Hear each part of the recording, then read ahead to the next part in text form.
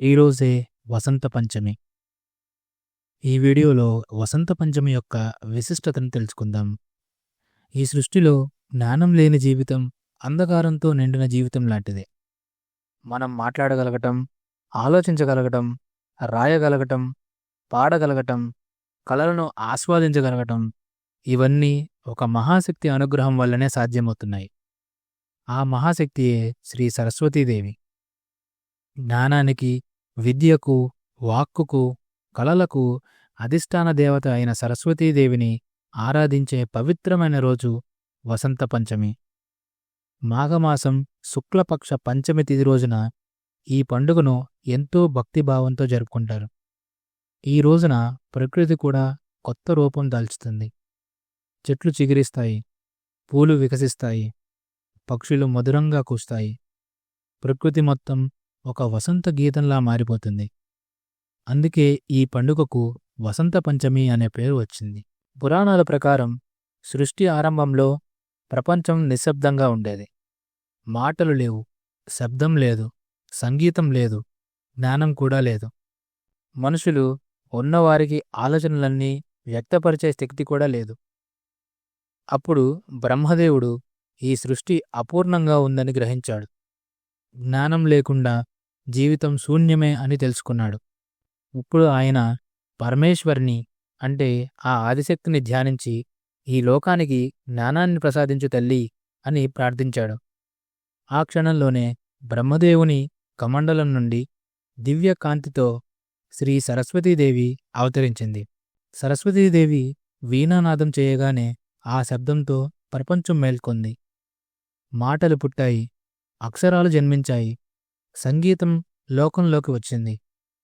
మనుషులు ఆలోచించడం నేర్చుకున్నారు. విద్యకు, సంస్కృతికి, కళలకు బీజం పడింది. అందుకే ఆమెను వాగ్దేవత అని, విద్యాదేవత అని, జ్ఞాన సరస్వతి అని పిలుస్తారు.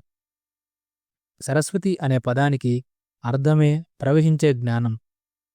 ఆమె కరుణ ఉంటే మన జీవితంలో జ్ఞానం నిరంతరం ప్రవహిస్తూనే ఉంటుంది.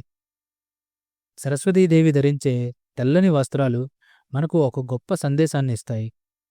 తెలుపు రంగు శుద్ధతకు, సత్యానికి, నిర్మలమైన మనసుకు సూచిక.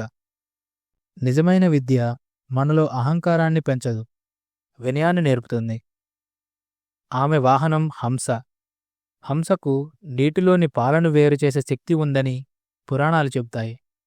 అలాగే మనిషి కూడా మంచిని చెడును వేరు చూసుకునే వివేకం కలిగి ఉండాలని సరస్వతీదేవి మనకు బోధిస్తుంది. వసంత పంచమి రోజు విద్యార్థులకు ఎంతో ముఖ్యమైన రోజు. ఈ రోజున చదువును ప్రారంభిస్తే విద్యాభివృద్ధి కలుగుతుందని పెద్దలు నమ్ముతారు. అందుకే చిన్నపిల్లలకు అక్షరాభ్యాసం ఈ రోజునే చేయిస్తారు. ఓం నమఃశివాయ లేదా ఓం ఐం సరస్వత్యై నమః అంటూ మొదటి అక్షరం రాయించడం ఒక గొప్ప సంప్రదాయం. చదువు మాత్రమే కాదు, సంగీతం, నాట్యం, చిత్రలేఖనం వంటి కళలను కూడా ఈ రోజున ప్రారంభిస్తే విజయం సిద్ధిస్తుందని విశ్వాసం. ఈరోజు పసుపు రంగు వస్త్రాలు ధరించడం చాలా శుభకరం. పసుపు రంగు వసంతానికి, పంటలకు, శుభానికి సూచిక. ప్రకృతిలో కనిపించే పసుపు పూలు మనలో ఉత్సాహాన్ని నింపుతాయి. అందుకే సరస్వతీదేవికి పసుపు పూలతో పూజ చేస్తారు. పుస్తకాలు, కలం, వాయిద్యాలు పూజ చేసి వాటిని నేలపై ఉంచకుండా గౌరవించడం ఈ రోజున ప్రత్యేకంగా చేస్తారు. వసంత పంచమి రోజున సరస్వతీదేవిని భక్తితో ప్రార్థిస్తే చదువులో ఏకాగ్రత పెరుగుతుంది, జ్ఞాపకశక్తి బలపడుతుంది, మాటల్లో స్పష్టత వస్తుంది, కళల్లో నైపుణ్యం పెరుగుతుంది, ముఖ్యంగా మానసిక ప్రశాంతత కలుగుతుంది. ఈ రోజున చేసే పూజ కేవలం విద్యార్థులకే కాదు, ఉద్యోగస్తులకు, కళాకారులకు, రచయితలకు కూడా ఎంతో ప్రయోజనకరం. పెద్దలు ఎప్పుడూ చెప్తారు, సంపద కంటే జ్ఞానం గొప్పది అని. సంపద పోయినా తిరిగి రావచ్చు, కానీ జ్ఞానం ఉంటే జీవితం ఎప్పుడూ వెలుగులోనే ఉంటుంది. ఆ జ్ఞానాన్ని ప్రసాదించే తల్లే ఆ సరస్వతీమాత. అందుకే ప్రతిరోజు చదువు ప్రారంభించే ముందు ఆమెను స్మరించాలి.